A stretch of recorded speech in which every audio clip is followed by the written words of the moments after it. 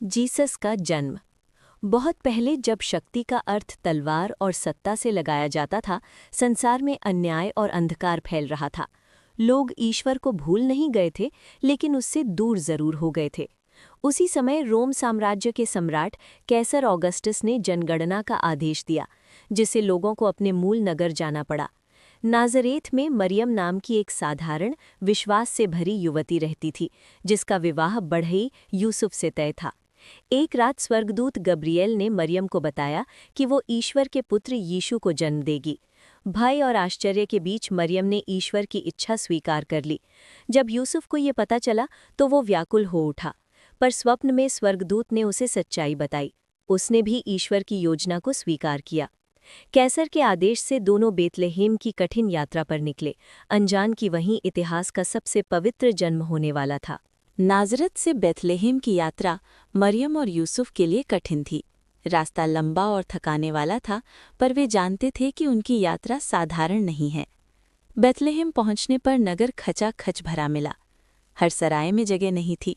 मरियम का समय निकट था, दर्द बढ़ रहा था, पर द्वार बंद होते जा रहे थे। अंत में एक सराय वाले ने दया दिखाकर उन्हें अस्तबल में ठहरने दिया, जानवरों की जगह, भूसे और ठंडी हवा के बीच।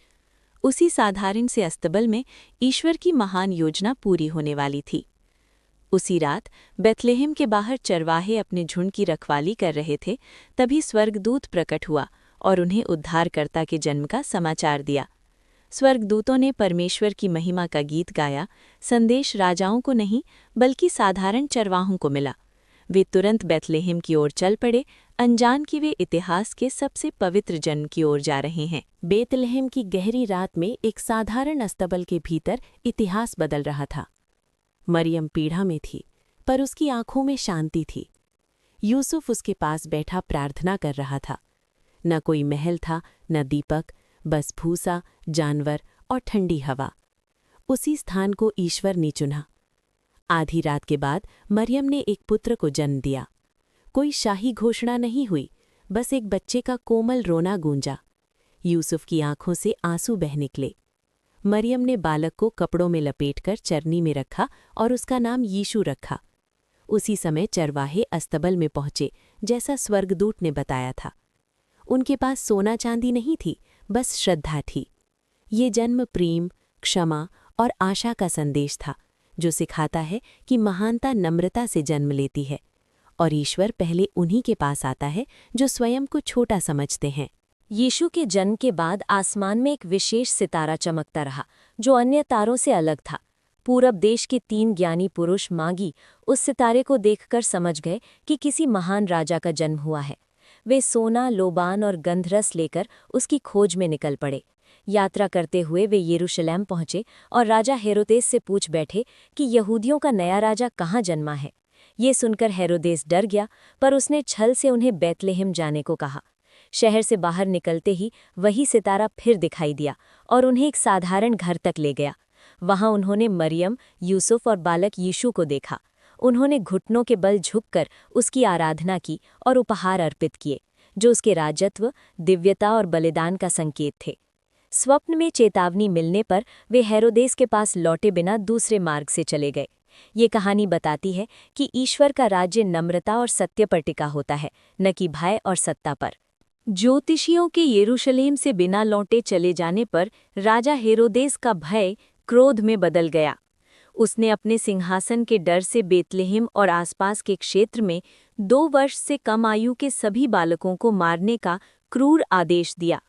घर घर चीखें गूंज उठीं और निर्दोषों का रक्त बहा। उसी रात यूसुफ को स्वप्न में स्वर्गदूत ने चेतावनी दी कि बालक यीशु की जान खतरे में है और उन्हें तुरंत मिस्र भाग जाना चाहिए। यूसुफ ने बिना देर किए मरियम और यीशु को लेकर अंधेरे में नगर छोड़ दिया। कठिन और अनजान रास्तों पर उन्होंने ईश्वर की सुरक्षा में यात्रा की। कुछ समय बाद हेरोदेस का अंत हो गया और स्वर्गदूत ने लौटने का संदेश दिया। अत्याचार बहुत कुछ नष्ट कर सकता है, पर ईश्वर की योजना नहीं। यीशु सुरक्षित रहा। वह तलवार नहीं, प्रेम लेकर आया था, और यही बात सत्ता को सबसे अधिक डराती है। मिस्र से लौटकर यूसुफ, मरियम और बालक यीशु नाज़रत में बस गए। नाजरत एक साधारण नगर था जहां न कोई महल था न प्रसिद्धि। यूसुफ ने फिर से बढ़ई का काम शुरू किया और मरियम घर संभालते हुए प्रार्थना में जीवन बिताने लगी। यीशु एक साधारण बालक की तरह बड़ा हो रहा था। वो बच्चों के साथ खेलता, प्रकृति को निहारता और हर दुखी व्यक्ति के प्रति करुणा दिखाता। उसकी उपस्थिति लोगों को शांति देती थी। मरियम चुपचाप सब देखती और स्वर्गदूत की कही बातें अपने हृदय में संजोए रखती। वो जानती थी कि उसका पुत्र विशेष है, पर वो ईश्वर की योजना को अपने समय पर प्रकट होने देना चाहती थी। यीशु अपने माता पिता का आज्ञाकारी था और यूसुफ से मेहनत और ईमानदारी का महत्व सीखता था। नाजरत के लोग उसे एक विनम्र और समझदार बालक के रूप में जानते थे, बिना ये जाने कि इसी शांत जीवन में भविष्य के उद्धारकर्ता की नींव रखी जा रही है। हर वर्ष की तरह यूसुफ और मरियम पसह पर्व के लिए यरूशलेम गए। इस बार यीशु 12 वर्ष का था और पहली बार इस धार्मिक यात्रा का अर्थ गहराई से समझ रहा था। पर्व के बाद लौटते समय वो चुपचाप पीछे रह गया। यूसुफ और मरियम ने सोचा कि वो रिश्तेदारों के साथ होगा, पर जब वो नहीं मिला तो वे व्याकुल होकर उसे खोजने लगे। 3 दिनों बाद वे उसे मंदिर में पाए, जहां वो धर्मशास्त्रियों के बीच बैठकर प्रश्न पूछ रहा था और उत्तर दे रहा था। सभी उसकी समझ और ज्ञान से चकित थे। मरियम ने चिंता से पूछा कि उसने ऐसा क्यों किया। यीशु ने शांत स्वर में कहा कि उसे अपने पिता के घर में होना चाहिए। वे उस उत्तर को पूरी तरह नहीं समझ पाए, पर मरियम ने उसे हृदय में संजो लिया। इसके बाद यीशु उनके साथ नाज़रेत लौट आया और आज्ञाकारी पुत्र बना रहा, मौन में अपने समय की प्रतीक्षा करते हुए। समय के साथ यीशु नाज़रत में बड़ा होता गया, शांत, विनम्र और गहराई से सोचने वाला।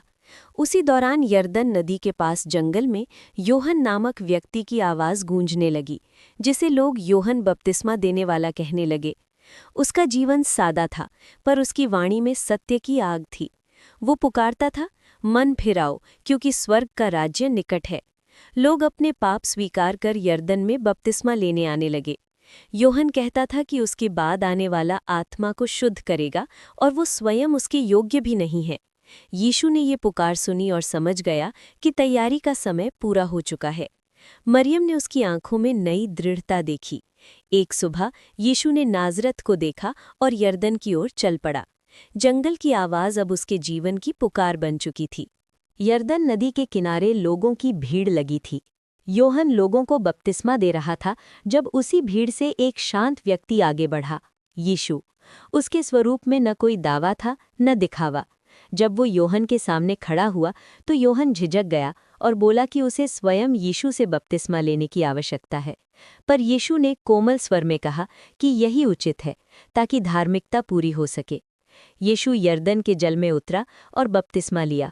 जैसे ही वो जल से बाहर आया, आकाश खुल गया। पवित्र आत्मा कबूतर के रूप में उस पर उतरी और स्वर्ग से आवाज आई, ये मेरा प्रिय पुत्र है, जिससे मैं प्रसन्न हूँ। भीड़ स्तब्ध रह गई। बिना कोई भाषण दिए यीशु वहां से चला गया, पर उसी मौन में उसके सार्वजनिक जीवन की नई शुरुआत हो चुकी थी। यरदन नदी से निकलने के बाद यीशु लोगों की प्रशंसा लेने नहीं रुका, बल्कि पवित्र आत्मा की अगुवाई में जंगल की ओर चला गया। वहां न भीड़ थी न सहारा, सिर्फ एकांत और आत्मा की परीक्षा। उसने 40 दिन और रात उपवास किया। शरीर कमजोर हुआ पर आत्मा और दृढ़ हो गई। उसी समय 3 प्रलोभन आए। पहले में पत्थरों को रोटी बनाने का आग्रह था, शक्ति के दुरुपयोग की परीक्षा। यीशु ने कहा कि मनुष्य केवल रोटी से नहीं बल्कि परमेश्वर के वचन से जीवित रहता है। दूसरे में चमत्कार दिखाने का अहंकार था, जिसे उसने अस्वीकार किया। तीसरे में संसार की सत्ता का प्रस्ताव था, जिसे उसने ठुकरा दिया और केवल परमेश्वर की आराधना का मार्ग चुना। प्रलोभक चला गया और स्वर्गदूतों ने उसकी सेवा की। जंगल में यीशु ने दिखा दिया कि सच्ची शक्ति संयम और आज्ञाकारिता में है। अब वो सेवा के लिए तैयार था। जंगल से लौटने के बाद यीशु सत्ता के केंद्रों की ओर नहीं गया, बल्कि गलील की झील और आम लोगों के बीच पहुंचा। वहां मछुआरे पूरी रात की मेहनत के बाद खाली हाथ थे। यीशु उनके पास रुका और अपनत्व से कहा, मेरे पीछे आओ, मैं तुम्हें मनुष्यों का मछुआरा बनाऊंगा। उसके शब्द साधारण थे, पर उनमें गहरी पुकार थी। पतरस, अंद्रियास, याकूब और यूहन्ना ने बिना शर्त जाल और नाव छोड़ दी। यीशु ने उन्हें धन या सत्ता का नहीं, बल्कि जीवन के अर्थ का वादा किया।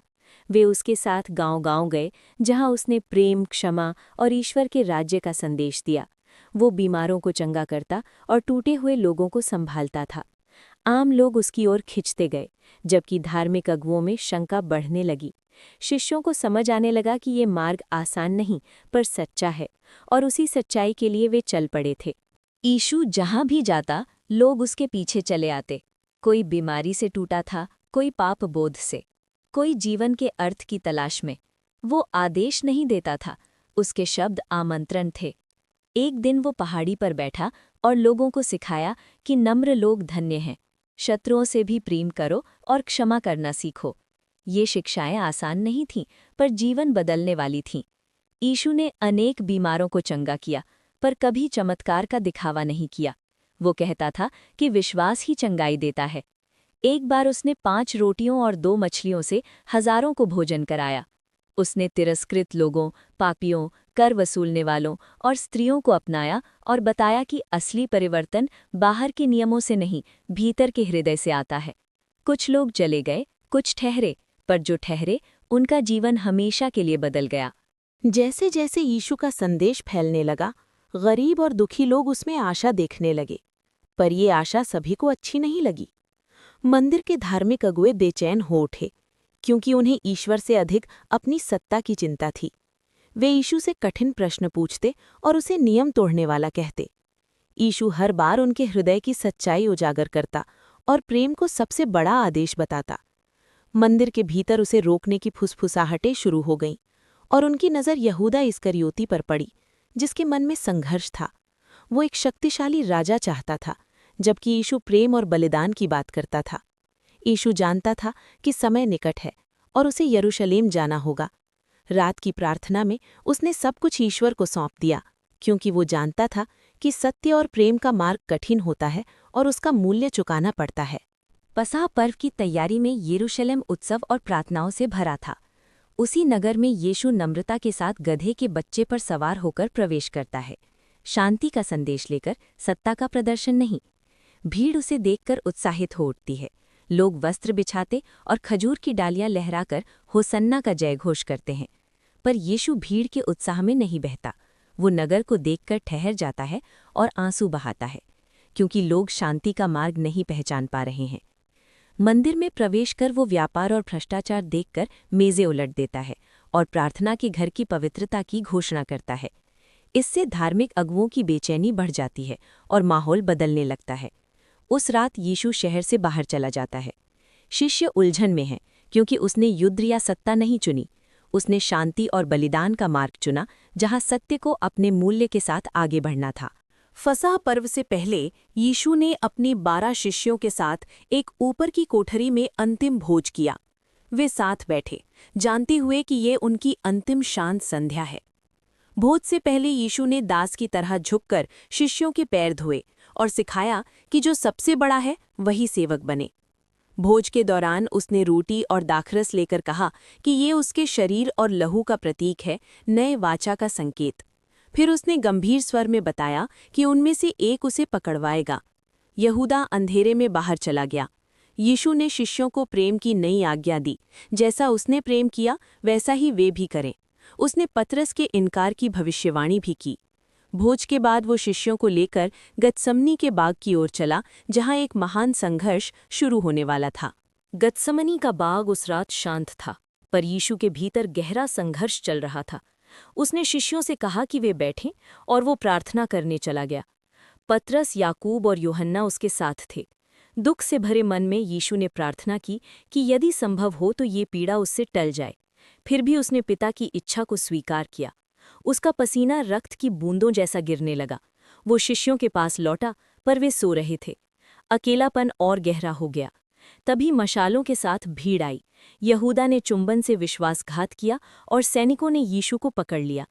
पतरस ने तलवार चलाई, पर यीशु ने उसे रोककर घायल को चंगा किया। अंततः शिष्य डरकर भाग गए और यीशु अकेला रह गया, बंधनों में भी आत्मा से स्वतंत्र, मौन में संसार के लिए बोलता हुआ। यीशु को रात भर अलग अलग न्यायालयों में ले जाया गया। उस पर झूठे आरोप लगे, उपहास हुआ और उसे मारा गया। सुबह पिलातुस के सामने खड़ा किया गया, जिसने उसमें कोई दोष नहीं पाया। फिर भी भीड़ के दबाव में उसे क्रूस के लिए सौंप दिया। बरअब्बा को छोड़ दिया गया और निर्दोष यीशु को दंड मिला। कोड़ों और कांटों का मुकुट पहनाकर उसे क्रूस उठाने को कहा गया। गिरते उठते वो गोलगोथा पहुंचा और क्रूस पर चढ़ाया गया। वहां भी उसने क्षमा की प्रार्थना की और पश्चाताप करने वाले अपराधी को स्वर्ग का वचन दिया। अंत में उसने अपनी आत्मा पिता को सौंप दी और प्राण त्याग दिए। पर कहानी यहीं समाप्त नहीं हुई। तीसरे दिन कब्र खाली मिली। यीशु जी उठा। मृत्यु हार गई। उसका संदेश आज भी जीवित है। प्रेम करो, क्षमा करो और भय मत खाओ। कहानी का संदेश: सच्चा प्रेम बलिदान में प्रकट होता है और क्षमा ही दुनिया को बदलने की सबसे बड़ी शक्ति है। दोस्तों, उम्मीद करती हूँ कि आपको हमारी कहानी पसंद आई होगी। अगर कहानी पसंद आई हो तो वीडियो को लाइक करें। चैनल पर नए हैं तो चैनल को सब्सक्राइब करें और हाँ, नोटिफिकेशन बेल को ज़रूर दबाएं ताकि अगली अपडेट आपको सबसे पहले मिले। और कमेंट करके बताएं कि अगली कहानी किस टॉपिक पर आधारित होनी चाहिए।